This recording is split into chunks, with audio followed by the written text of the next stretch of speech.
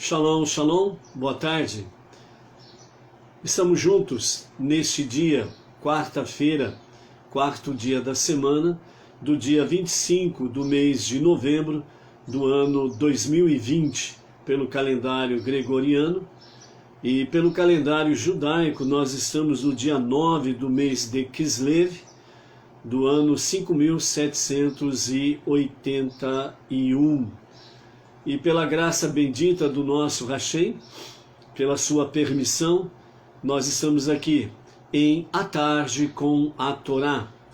E a nossa primeira conexão está feita aí com a Luciana Rodrigues, de Marília. Shalom, shalom, Luciana. Que Hashem seja gracioso contigo, sua família, e dê graça e bênçãos sobre bênçãos. Louvamos ao Eterno por juntos estarmos em A Tarde com a Torá e podermos levar cada vez mais um pouco da luz que emana da Torá, e através disso nós temos aí a Shekhinah, a presença divina em nossas vidas e em cada lugar, em cada lar que esta live chega, e posteriormente a gravação que também vai se achegando aonde for destinado aí. Maria Luísa Freitas, de Palmas, Tocantins, shalom, shalom. É sempre bom ter vocês aqui conosco e juntos, né, formando, vamos dizer assim, né, um grande elo em várias partes, em vários estados, em várias localidades, e dessa forma também nós podemos desfrutar das bênçãos do Eterno para as nossas vidas, ok? Louvamos a Hashem que nos concede a graça de podermos trazer um pouco, né, através da leitura diária da porção da Torá. E hoje nós estamos, né, nessa semana, nós estamos na 7ª Parashá, Vayetse, que significa ele saiu ou ele partiu.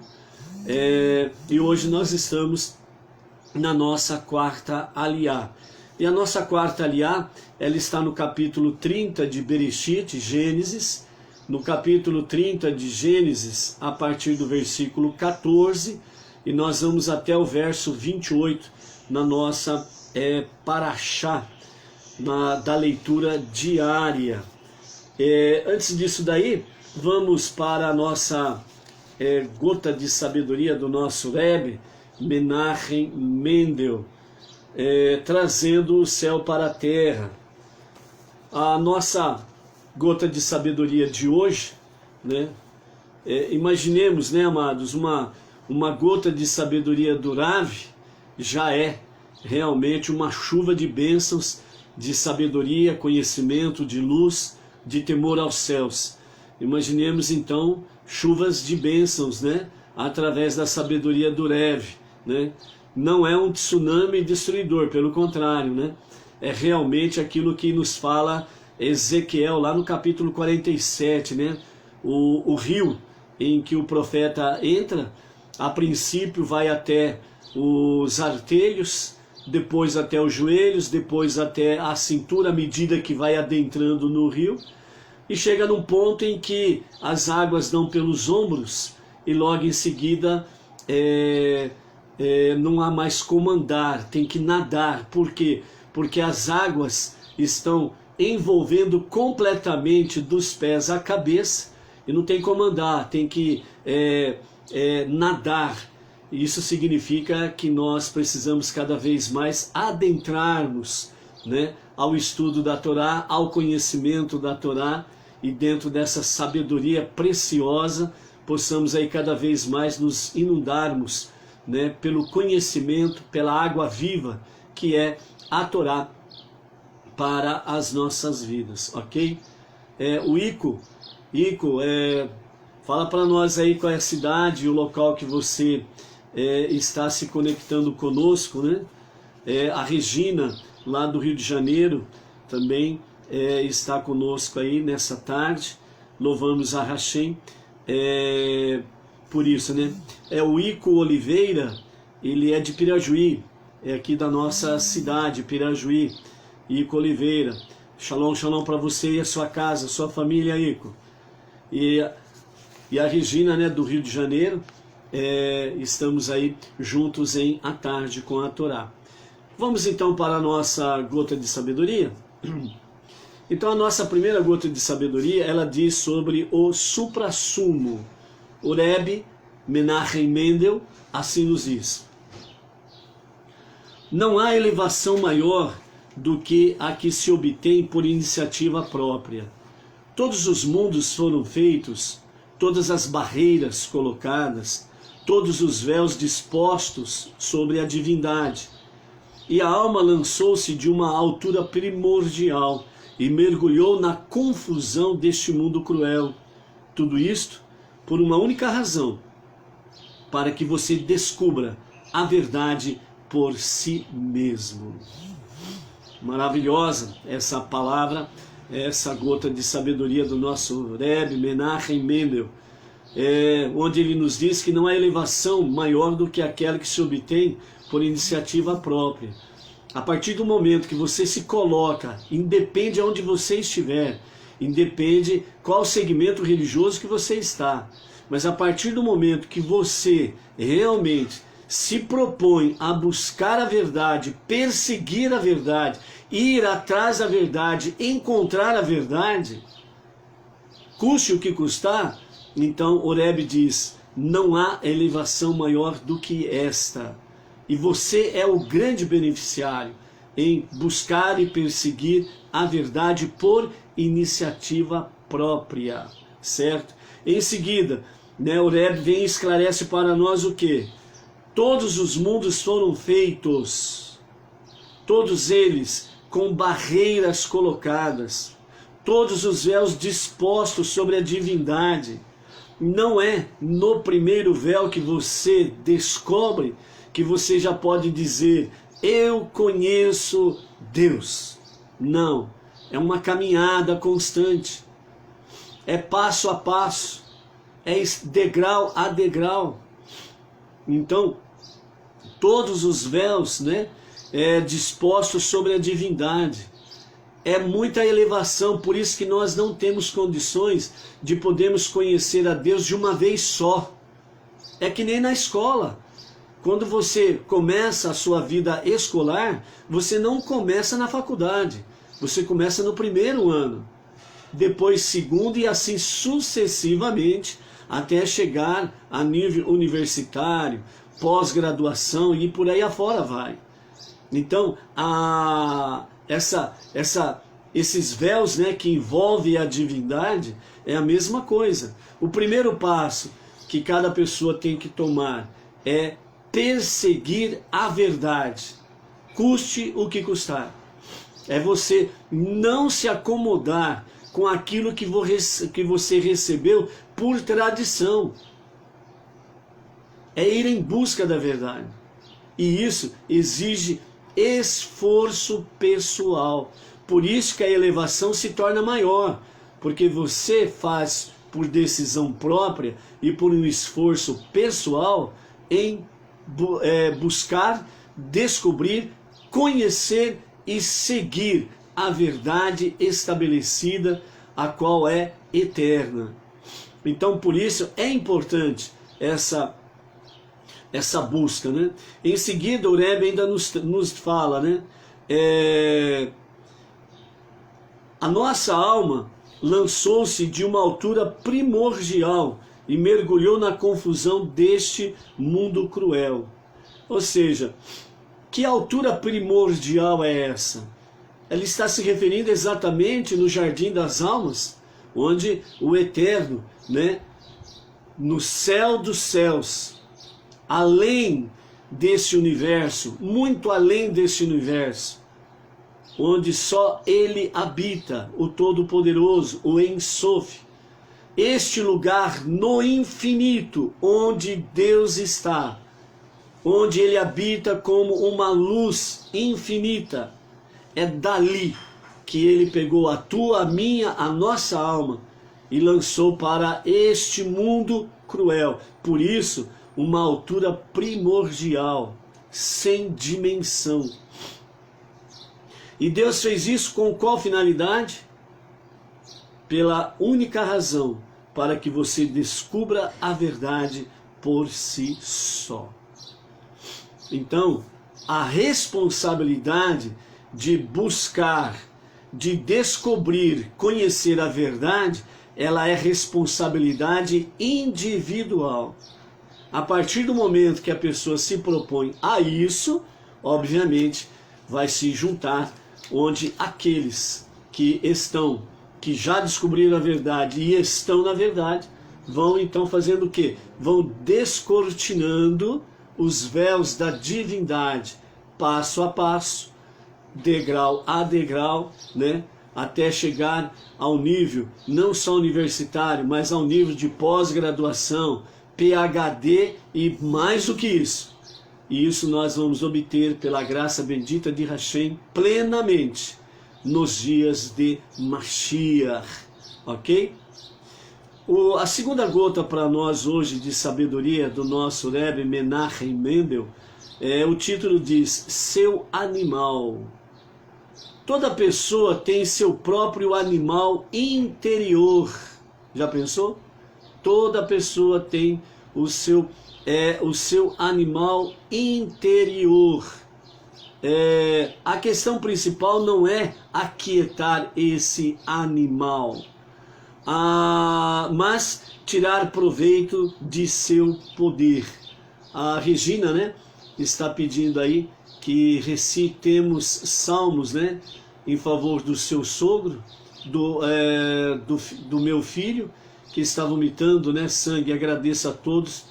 O nome dele é Alexandro e o nome do pai é Daniel. Então, né, Alexandro, nome do pai dele Daniel, que Hashem, na sua infinita misericórdia, visite-o agora, onde ele estiver, e que cesse o vômito, cesse aquilo que está causando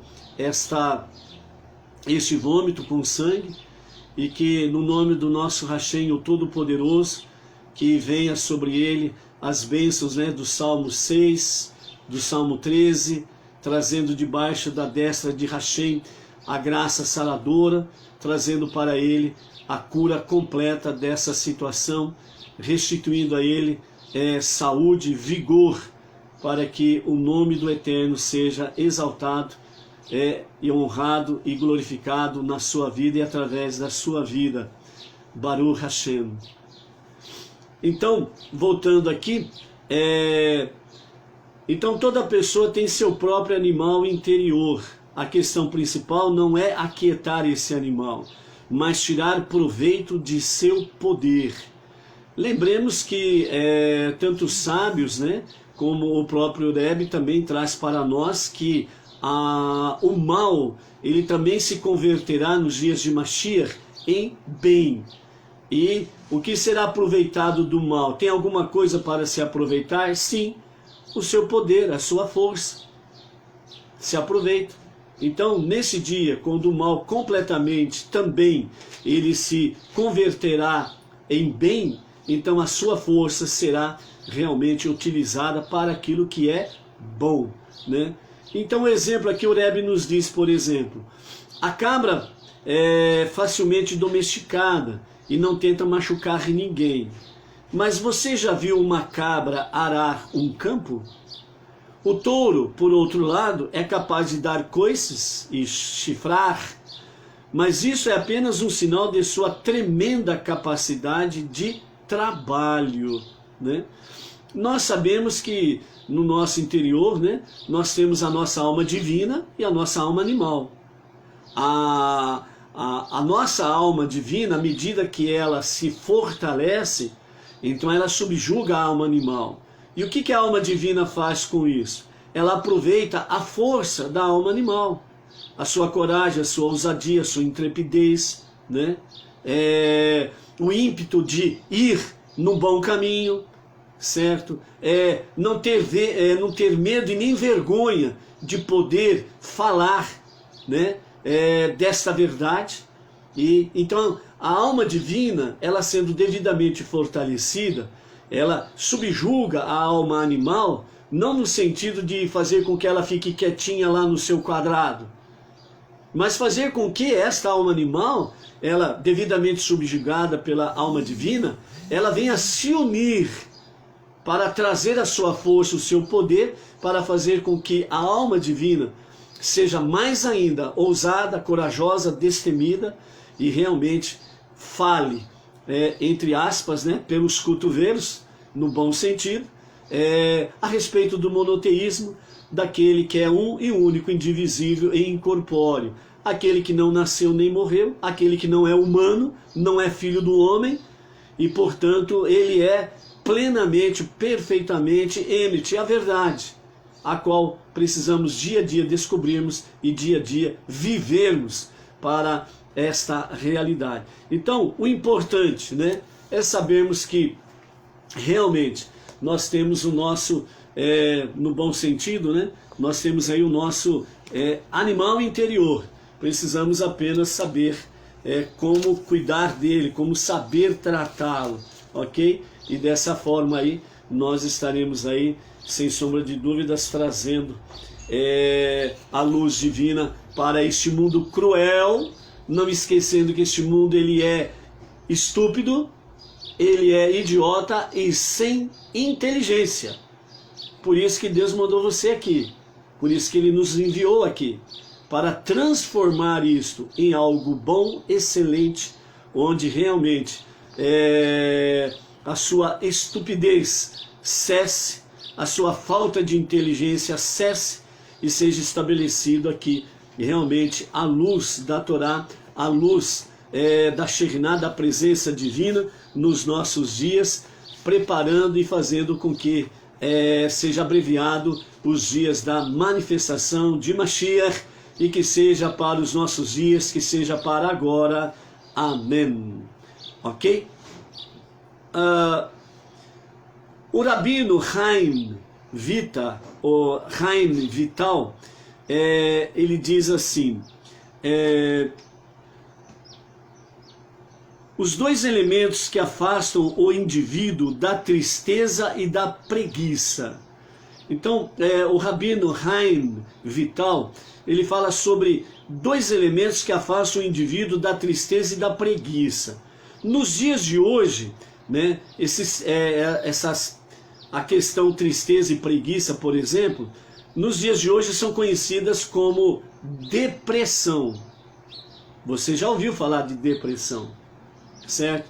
Então, a tristeza e a preguiça, elas se tornam uma pessoa depressiva, e isso é algo perigoso, não resta dúvida, né? A depressão mata, a depressão mata sim, certo? Muitas pessoas dizem, aquela pessoa está com depressão, é frescura dela. Não é não, cuidado com isso, gente. A depressão, infelizmente, nos tempos modernos, estão atingindo níveis tão elevados que estão levando pessoas ao suicídio. Então, a pessoa depressiva, ela precisa muito de você, e não de você fazer uma análise pejorativa. Então, a pessoa depressiva, as pessoas depressivas que estiverem ao seu alcance, na realidade, elas estão precisando de você. Então, por isso, olhe com bons olhos, olhe com os olhos divinos da sua alma divina. Aquela pessoa precisa de você, ok? E o Rabino Chaim Vital, ele fala que a tristeza e a preguiça, certo? Que realmente nos nossos dias são conhecidos como depressão,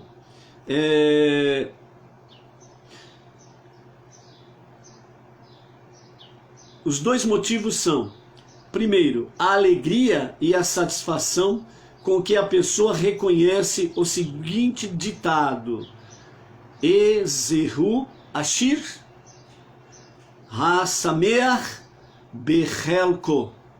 Ou seja, quem é o verdadeiro rico é aquele que está satisfeito com o que possui. Então, quem é o verdadeiro rico? É aquele que está satisfeito verdadeiramente com aquilo que ele tem. E aquilo que ele tem, aquilo que ele possui, aquilo que ele é, agradeça a Deus. Esse é o primeiro item, segundo o Rabino Chaim Vital, que ele precisa buscar para que realmente a depressão com essas características, tristeza, preguiça, desejo de não fazer nada, né, ficar escondido, se acovardar num canto aqui, acolá, certo? E por aí afora vai, realmente essa pessoa está precisando dessa primeira questão, um conhecimento real, né? Que, você é uma pessoa rica, você é uma pessoa abençoada. Ah, mas ela vai responder para você, mas eu não tenho nada, eu não sou nada, né? Eu estou passando por falta disso, daquilo, que não sei o que, não sei o que lá. Você tem que ter paciência, temor aos céus, sabedoria divina, para poder saber ouvir e saber responder. Você deixou ela desabafar, ela vai respirar, aí na hora que ela vai respirar, aí você entra. Aí você diz para ela, para essa pessoa, mas fulana, você é um abençoado de Deus. Agradeça a Deus por aquilo que você tem, porque é no nada que tudo pode se manifestar. É no seu vazio que pode se manifestar o grande preenchimento que Deus pode fazer na tua vida, se você der lugar a Ele. Por isso que o conselho dos sábios diz que nós precisamos agradecer a Deus por aquilo que nós temos, por aquilo que nós possuímos. Primeira coisa, reconheça isso, agradeça aos céus por isso. Você vai começar a mexer com o seu interior. Vai começar a mexer realmente com a sua alma divina. Essa pessoa, ela possui também uma alma divina e também possui uma centelha divina da Shekhinah de Hashem. Alguém precisa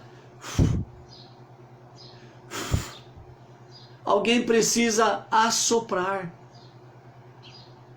Alguém precisa dar uma abanada para essa brasa começar a acender. Palavras muitas vezes simples faz com que pessoas se despertem de forma maravilhosa. Por isso, temor aos céus. Faça isso. Segundo item que o Rabino Chaim Vital diz: a alegria que a pessoa tem ao cumprir os mandamentos. Então, o segundo ponto que você vai levar essa pessoa é cumprir mandamentos.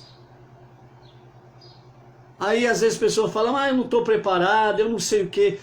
As pessoas têm desculpas, mil desculpas, né? Muitas vezes as pessoas parecem o próprio Bombril, né?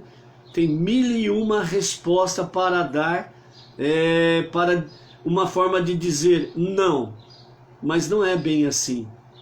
A partir do momento que você, que conhece a verdade, a partir do momento que você está vivendo segundo a verdade da Torá, a verdade bíblica, você já tem um grande potencial em você.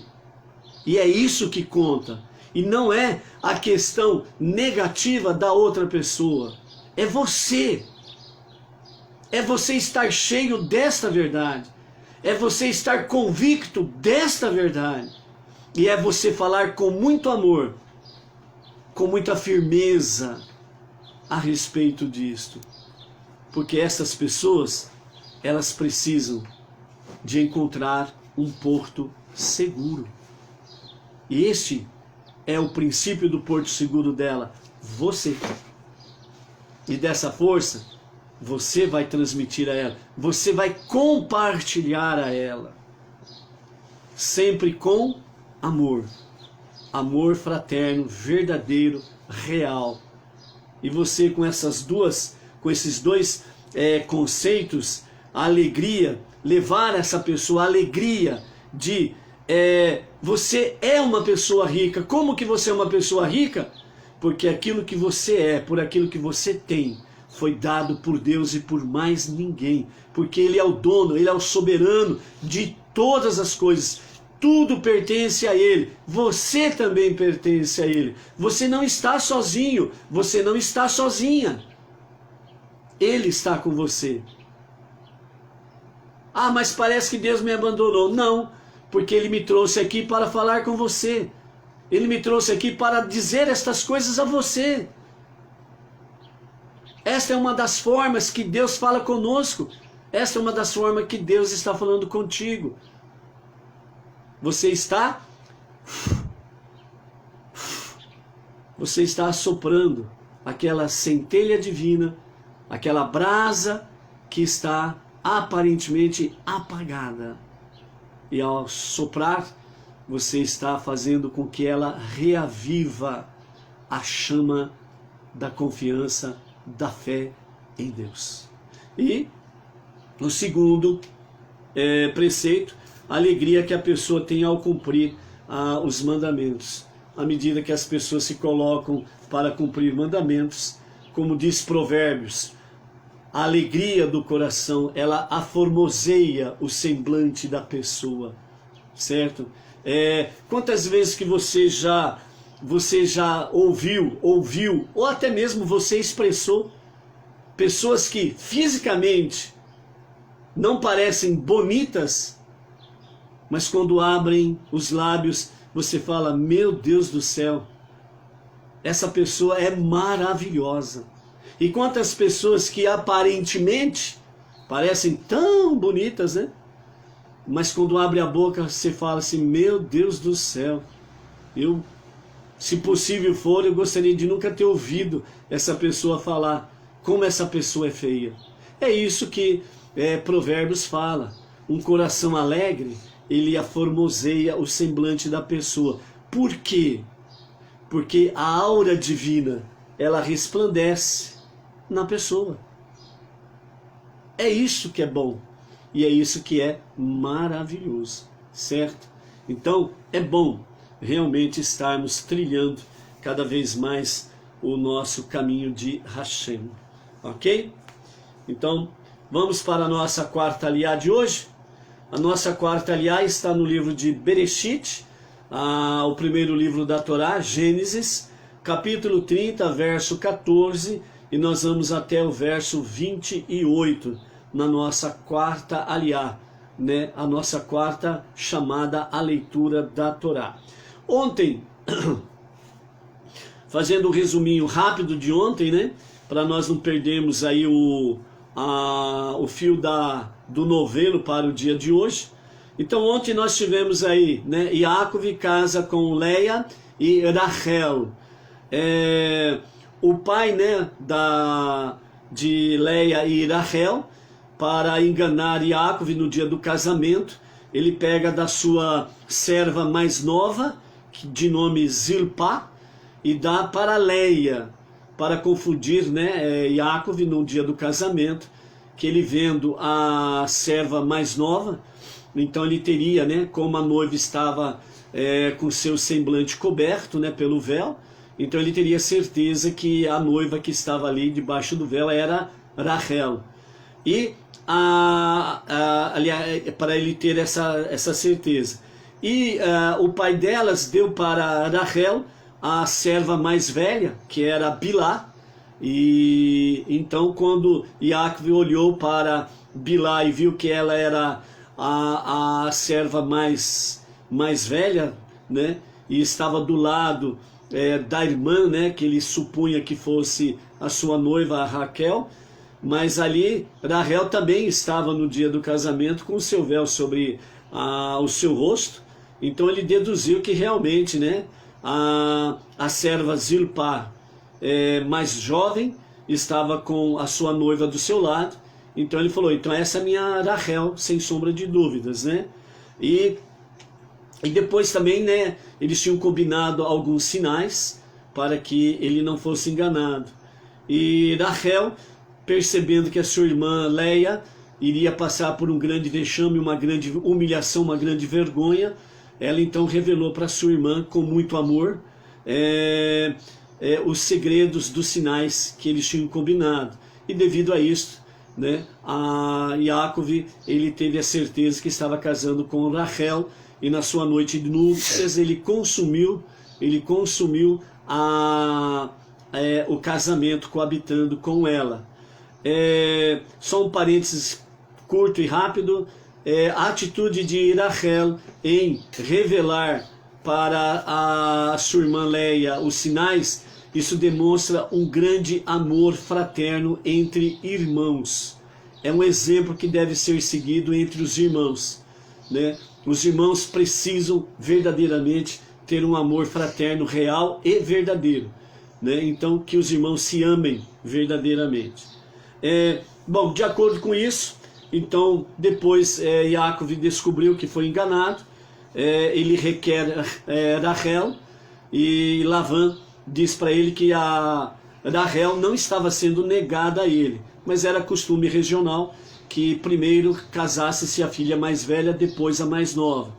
E então Rachel também se torna esposa de Yaakov.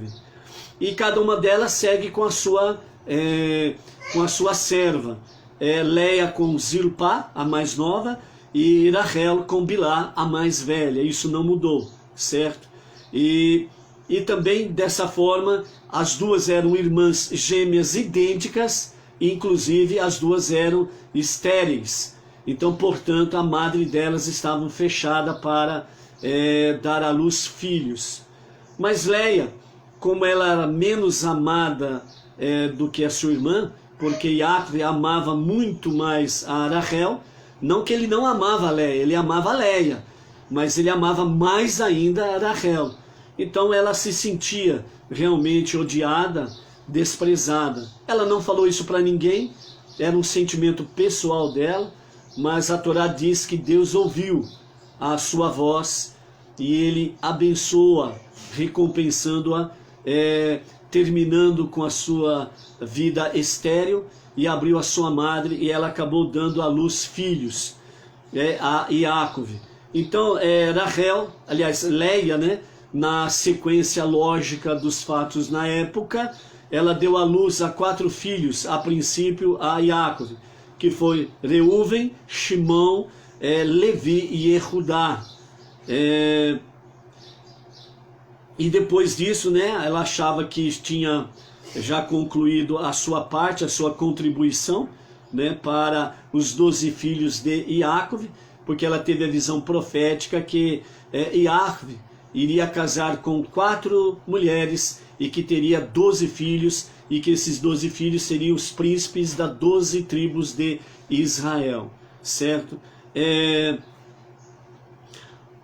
Jacó, depois, né, Rachel, ela concede a sua serva Bilá para que ele coabite com ela, que ela se torne esposa dele, para que ela dê filhos, já que ela continuava estéril. E então a ex-serva de Rachel, que passou a ser esposa de Yaakov, coabitou com ele, e ela deu à luz a 2 filhos, Adã e Naphtali, certo? E Rachel se alegrou no Eterno por esses 2 filhos, como se fosse dela mesmo. Na sequência, Leia, achando que não teria mais filhos para dar a Yaakov, ela também concedeu que a sua serva Zilpá tornasse-se mulher de Jacó, de Yaakov, e aí ele coabitou com ela, e ela deu à luz a mais 2 filhos, que foi Gade e Asher.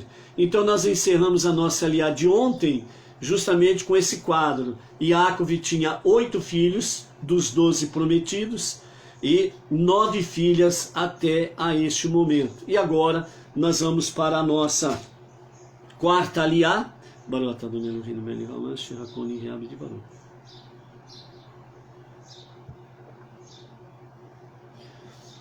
Então, a nossa quarta aliá, capítulo 30, verso 14, com os comentários de Rashi.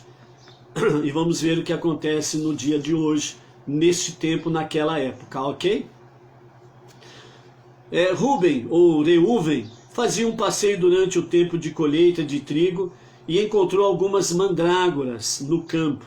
Embora fosse tempo de colheita, quando o cereal ceifado jaz nos campos e pode ser facilmente levado, Rúben nada tomou para si, pois não lhe pertencia. Ele pegou as mandrágoras que não tinham dono e cresciam sem cultivo. Da mandrágora pode-se saber uma porção de fertilidade para a mulher. Sabendo que sua mãe queria ter mais filhos, ele as levou a Leia, sua mãe. Rachel, tendo visto isto, disse a Leia: por favor, dá-me algumas das mandrágoras de teu filho, pois ela também queria ter filhos próprios. Leia lhe respondeu: não é mal o suficiente que tenhas tirado o meu marido? Porque Iaf amava mais Rachel do que ela, Leia, né? Precisas também tirar as mandrágoras de meu filho? E Rachel então retorquiu: esta noite é minha vez de coabitar com Iacov. Porém, como prefiro ter essas mandrágoras, portanto, proponho que Iacov durma contigo esta noite, em troca das mandrágoras de teu filho. Quando Iacov voltou do campo ao entardecer, Leia saiu para saudá-lo, antes que ele fosse à tenda de Rachel, e disse: virás a mim esta noite, pois eu te aluguei de Rachel com as mandrágoras de meu filho. E ele coabitou aquela noite. Deus escutou Leia, isto é, considerou seus esforços para dar à luz tantos filhos quanto possível para Iacov, e restituiu a sua fertilidade.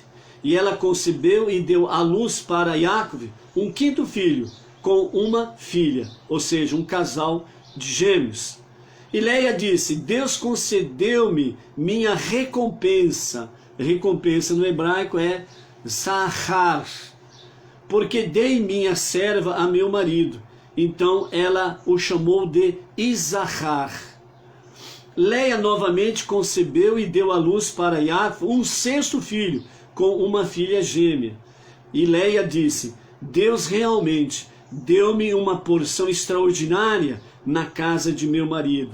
Eu sozinha dei à luz para ele 6 filhos, o mesmo número que suas outras 3 mulheres juntas lhe darão.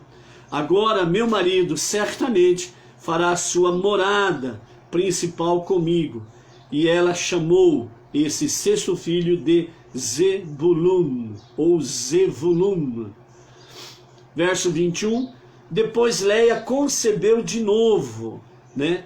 Mais uma vez Leia, ela continua fértil e novamente ela fica grávida. E aqui acontece realmente algo maravilhoso com referência ao amor fraterno entre irmãos. Irmãos precisam se amar continuamente, mesmo que tenham algumas diferenças, mas não é motivo para que irmãos se tornem inimigos. Mesmo que tenham algumas diferenças, não é motivo para se tornar uma guerra entre irmãos. E aqui, primeiramente Rachel, lá atrás nós vimos, ela revela para Leia os sinais secretos. Amor fraterno. Agora aqui, Leia, o que ela fará pela sua irmã? O que vai acontecer? Ela já deu à luz para Iacov 6 filhos, homens, que se tornarão príncipes das 12 tribos de Israel. Ela deu à luz a 6 filhos.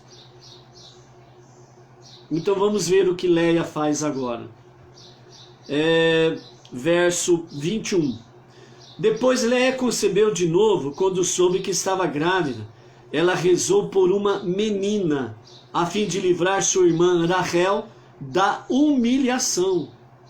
Como ela sabia que Iacov estava destinado a ter apenas 12 filhos varões, e ela mesma já lhe dera 6, e as servas 2 cada uma, faltava apenas 2 para completar os 12. Consequentemente, se esse filho fosse menino que Leia estava esperando, Sua irmã Rachel só poderia ter no máximo um menino. Isso deixaria a Rachel com menos filhos do que cada uma das suas servas. E em resultado de sua oração, o menino que ela carregava no ventre milagrosamente foi transformado em menina. Assim, ela deu à luz uma menina e chamou-a de Diná, que significa julgamento, recordando que havia julgado por si mesma e determinado que não estava disposta a causar humilhação à sua irmã. Lá atrás, Rachel não queria que a sua irmã Leia fosse humilhada, passasse vergonha. Agora aqui, inverte. Leia não quer que a sua irmã seja humilhada e passe vergonha, e tenha menos filhos do que as suas servas. Então, o que se planta é o que se colhe. Não tem como você plantar goiaba e colher melancia. Raquel plantou algo bom e maravilhoso lá atrás, e agora ela vai recolher os frutos que ela plantou num verdadeiro amor fraterno. Esta é a realidade. Você hoje pode plantar algo nesse sentido para com alguma pessoa. Pode ser seu parente, seu irmão, pode ser um amigo, um conhecido, algo semelhante. E às vezes ele não responde de imediato a forma que você pensou que ele responderia. Mas não perca a esperança. Todo fruto, cada fruto, tem o seu dia e a sua hora para colher. Se todos os frutos fossem colhidos no mesmo dia, haveria o quê? Haveria, entre aspas, uma indigestão. Muitos frutos de uma vez só, você sofreria de indigestão. Você vai passar mal. Por isso, cada fruto tem o seu tempo e a sua hora para colher. Por isso, não perca a esperança. Ok? Então, dessa forma, nasceu Diná. Né? E Diná significa julgamento. Né? Verso 22. Então Deus se lembrou de Rachel de modo semelhante. Salvara a irmã da humilhação, quando na noite do casamento de Leia revelou sinais secretos de Jacob que lhe dera. Além disso, Rachel temia agora que Jacob se divorciasse dela, porque ela era estéril, e Esaú tentasse depois desposá-la. Deus ouviu suas preces e abriu a sua madre, isto é, tornou-a fértil. E ela concebeu e deu à luz um filho, com uma filha gêmea, e disse: Deus removeu a minha vergonha. Até agora as pessoas me menosprezavam, porque eu não tinha filhos, e me atormentavam, insinuando que eu cairia nas garras de Esaú. Além disso, agora que tenho um filho, meu marido não mais poderá culpar somente a mim, por tudo que dá errado. Lembram da discussão que teve lá atrás entre os dois, né? Rachel e Jacob, né? Então agora aqui, segundo Rashi, então Rachel estava dizendo: então agora o meu marido não vai poder me acusar mais de nada, de coisa alguma, né? Verso 24.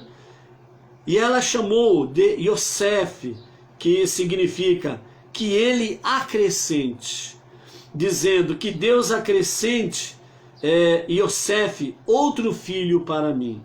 Como sabia que Jacob estava determinado a ter 12 filhos, então agora com o nascimento de Yosef, então nascia o 11º filho de Jacob. Então ela sabia que faltava um, por isso ela colocou o nome de Yosef, que significa que ele, o Eterno, acrescente outro filho para mim. Então José nasceu circuncidado, né? Yosef teve essa primazia também de nascer circuncidado. Durante os 14 anos em que Jacob trabalhou para o Lavã, Lavã também gerou alguns filhos, né? Homens, varões, né? Mais para frente, Lavã vai dizer a Jacob, né? Até agora eu só tinha filhas, mas depois que você chegou, eu pude ter filhos, né? Então, aonde um tzadik vai, aonde um temente a Deus vai, para os não-judeus, né? Ou aqueles que abraçam a fé monoteísta, que vivem, né, aqueles 4 pilares, que somam-se às 7 leis de Noa. Então, onde você vai, o Eterno muda a má sorte daquele lugar em boa sorte, por causa de você. Porque você está levando esta luz, a luz da Torá, a luz da Shekhinah, da presença divina. Então, aquele lugar, Deus vai transformar a sua má sorte em uma boa sorte, né? Por isso você precisa se manter dentro do padrão da Torá, para que isto aconteça sem sombra de dúvidas. A partir do versículo 25, capítulo 30, nós estamos ainda, né? Aí nós temos aí o pagamento de Jacob. No ano de 2199, a partir da criação, terminaram os 14 anos que Jacob concordara em trabalhar para Lavã em troca de Rachel e Leia. Na mesma época, Débora, a ama de leite de Rívica, chegou a Padã Arã, enviada por Rívica, para informar a Jacob que o ódio de Esav, o seu irmão, lhe havia diminuído a tal ponto que já era seguro para ele retornar a Canaã.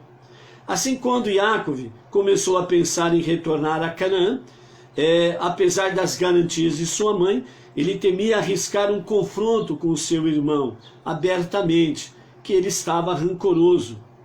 Mas quando Rachel deu à luz a Yosef, naquele mesmo ano, Jacob compreendeu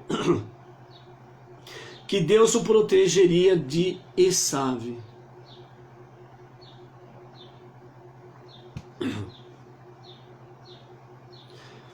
Que Deus o protegeria de Esav pelo mérito das qualidades espirituais excepcionais de seu filho recém-nascido. Tanto é que Yosef nasceu circuncidado. Jacob, portanto, sentiu-se suficientemente confiante para empreender a viagem para casa. E disse então ao seu sogro, tio e sogro, né? Lavã era seu tio e sogro ao mesmo tempo: por favor, deixa-me partir e irei à minha casa e à minha terra. Dá-me minhas mulheres e meus filhos, por quem te servi, e irei, pois tu sabes que durante o tempo em que trabalhei para ti, eu cumpri plenamente os termos de meu contrato. Lavã disse-lhe: se ao menos eu te agradasse e ficasses, eu soube por adivinhação que por tua causa Deus me abençoou com filhos. Até a tua chegada eu só tinha filhas. Então aqui nós encerramos a nossa quarta aliá da semana da Parashá Vayetze. E nesses momentos aqui que temos ainda para completar o nosso tempo aqui, nessa Parashá nós temos aí as duas grandes personagens, Leia e Rachel, né? Então agora eu quero compartilhar com vocês um pouco mais profundo a respeito, segundo os estudos dos nossos sábios, a respeito dessas duas mulheres, duas gigantes mulheres. Mais uma vez, até aqui nós já vimos que aquilo que Jacob não conseguiu ver, elas tiveram visões proféticas. Essas duas grandes mulheres, Leia e Rachel. Nós temos aqui as duas matriarcas. Nós temos duas mulheres de personalidades fortes, absolutamente fortes. Não eram mulheres feministas, elas eram mulheres femininas. com poder feminino que Deus deu às mulheres, e não que ideologias deram, entre aspas, às mulheres que perderam toda a sua feminilidade, certo? Então, duas matriarcas, duas personalidades fortes, né? Elas são contrastantes entre si, apesar de serem irmãs gêmeas idênticas, ao mesmo corpo, ao mesmo timbre de voz, né? Elas eram idênticas, até também na questão de não darem à luz filhos, pois eram estéreis. E também as duas tinham o seu mundo próprio. Enquanto Rachel, ela tinha o seu mundo, entre aspas, né, no bom sentido, né, colorido, bonito, pois ela estava prometida a Jacob. Por outro lado, Leia estava no seu mundo contrastando com o mundo de Rachel. O mundo de Rachel era cheio de esperança, alegria e luz. Para Leia era um mundo triste, duvidoso, inseguro, porque ela estava prometida a Esaú. E ela sabia como Esaú era perverso. E ela tinha certeza que se casasse com ele, ela iria padecer maus bocados. Por isso ela chorava todo dia, segundo os sábios. Ela suplicava ao Eterno todos os dias para livrar de um marido perverso e que ela tivesse também o privilégio de poder casar com um tzadik, um homem bom e justo. Ela conseguiu transformar o seu mundo dessa forma para um mundo melhor. Mas nós temos aqui duas matriarcas e também nós temos aqui dois mundos próprios. Por quê? Para começarmos, Leia, ela representa o reino do sul.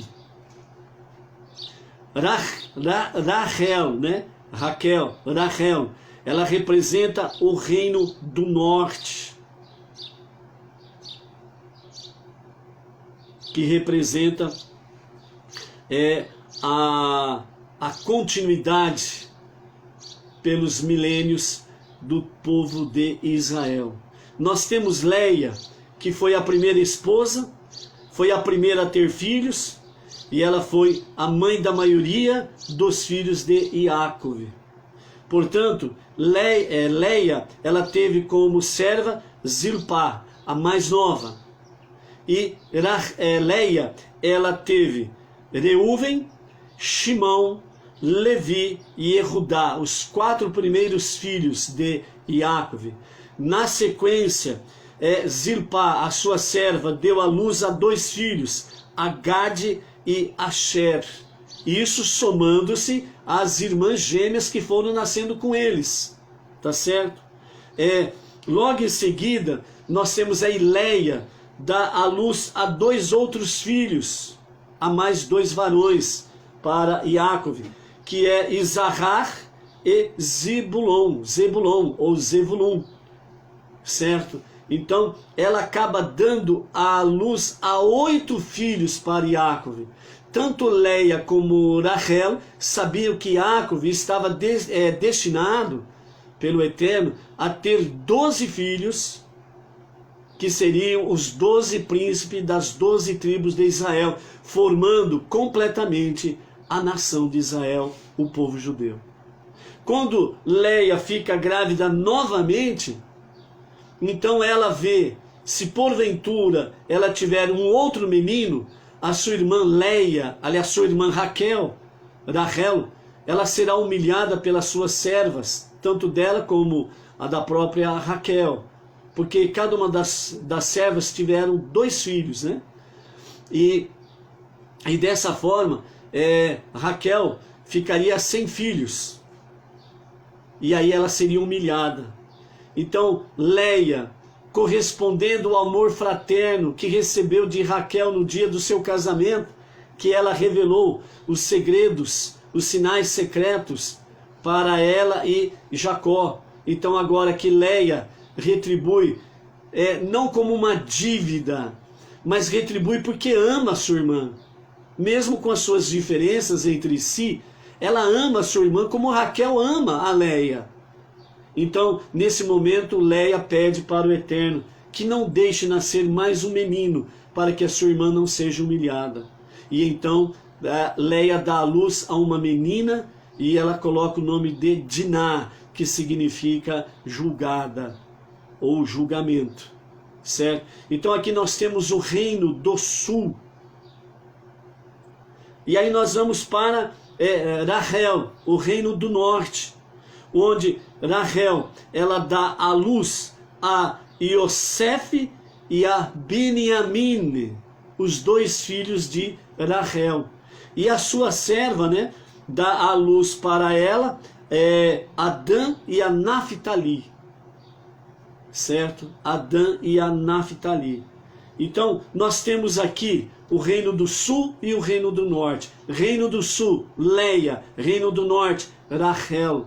No reino do sul nós temos aqui, mais para frente, quem vem deste reino, quem vem desta linhagem? Moshe. Vem desta linhagem de Léia. Quem vem dessa descendência de Rahel, mais para frente, nós vamos ter aí, nessa descendência toda, nós vamos ter aqui Gideão e Josué. Nós vamos ter dessa descendência. São dois mundos, dois reinos. São duas irmãs que se amam, apesar de diferenças, mas que se amam verdadeiramente com amor fraternal. Qual é a ligação disto com o futuro? Qual é a ligação disto com o Mashiach? Tudo. Absolutamente tudo. Porque aqui nós temos, com essas duas grandes mulheres, com essas duas grandes matriarcas, nós temos aqui duas personalidades que são fortes, dois mundos próprios. Temos aí as suas lutas e as suas tendências, e nós temos aí também a sua divisão, porque mais para frente, né, tem a divisão, né, dessas tribos entre si, o reino do sul e o reino do norte. Do reino do sul, nós temos aí aquela questão que vem, quem mais além de Moshe? Nós temos aí o rei Davi, que vem dessa descendência, certo? Dentro disso daí nós temos então a Marhut de David, que é a casa de David. Nessa sequência nós temos quem? Nós temos Mashiach ben David, o Mashiach que vem da linha de David. Dentro disso daí nós temos no reino do norte, Rahel, temos ali Gideão, Josué, temos aí o primeiro rei de Israel, o rei Saul. Dentro desta mesma tendência nós temos o que aí? Marhut Israel, a casa de Israel. Dentro dessa sequência nós vamos ter quem? Mashiach ben Yosef. Mashiach ben Yosef. E na redenção final nós temos o quê? Aí nós temos a unidade, a união das duas casas, o reino do sul e o reino do norte. E dentro desta nós temos aí aquilo que os sábios falam, a alma de Mashiach, a alma de Mashiach ben David, a alma de Mashiach ben Yosef, se revelando para a redenção final.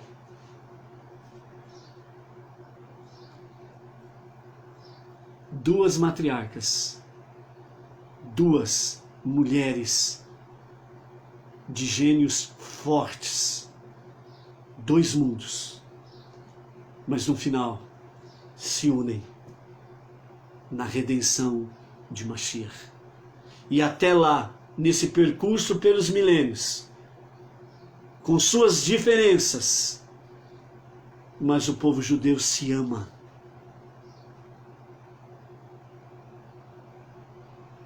E esse amor não coube a eles, porque ele veio transbordar. E é então, nesses últimos tempos, obedecendo a ordenança de Deus que foi dado no Monte Sinai a Moshe, para levar às nações, para levar aos não-judeus o monoteísmo, a crença no único Deus, levando às nações a luz da Torá, a luz da Shekhinah, da presença divina. E então chegou a nós não-judeus essa graça bendita. E como diz Sofonias 3:9, então a partir do momento que o não-judeu ele recebe, aceita essa fé monoteísta segundo a Torá, então se une ombro a ombro com os judeus para levar a todos os recantos da terra a luz da Torá, a luz da presença divina. Porque no dia em que Mashiach se revelar, ele não estará unindo somente as duas casas, o reino do norte e o reino do sul, mas ele também estará unindo as nações com Israel. Estará unindo as nações, os povos das nações, junto com o povo judeu. Nos dias de Mashiach, ele estará reunindo todos os povos, junto com o povo judeu, tornando-se um povo diante do Todo-Poderoso. Por isso, não deixe-se levar por aquilo que aparentemente você está vendo acontecer no mundo aí fora, que parece que não tem solução e parece que o mundo vai de mal a pior. Não se deixe influenciar por isso. Lembre-se, o mundo é estúpido, idiota e sem inteligência. E nós estamos aqui para retificar, consertar, junto com os judeus, curar, sarar esta terra. Porque os dias de Mashiach estão chegando. E o Eterno, ele precisa de cada um de nós para cumprirmos a nossa missão o mais rápido possível.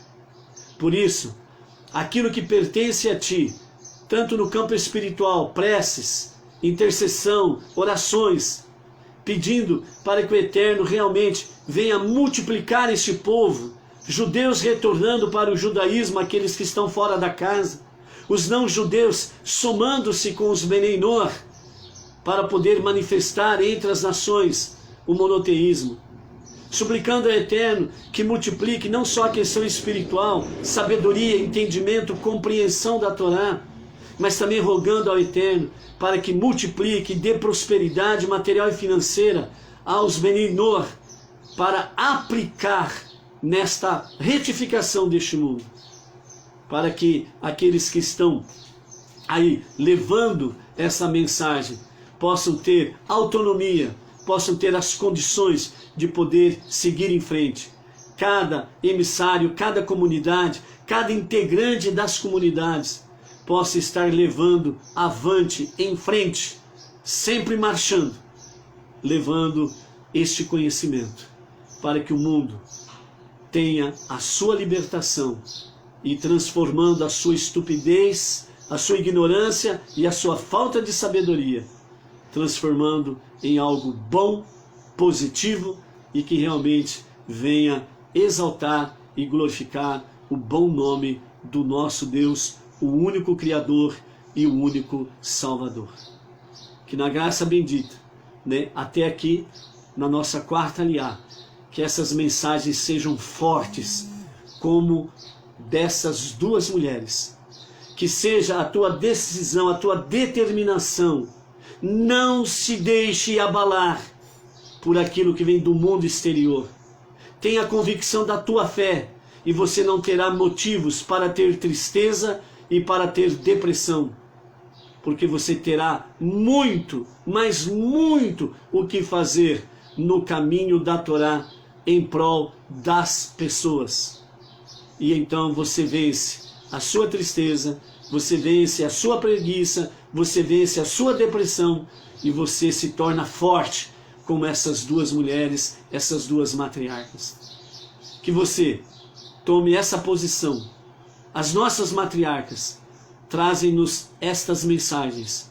Sejamos fortes como elas e vençamos as adversidades desse tempo presente. Com a graça bendita de Hashem, amanhã, sempre, todos os dias, mesmo que não nos dê tempo para repassarmos o convite, né, que fazemos diariamente, mesmo quando não tiver o convite, lembre-se, todos os dias, às 14 horas, nós temos aqui um encontro marcado com a tarde, com a Torá. Shalom, shalom, até amanhã.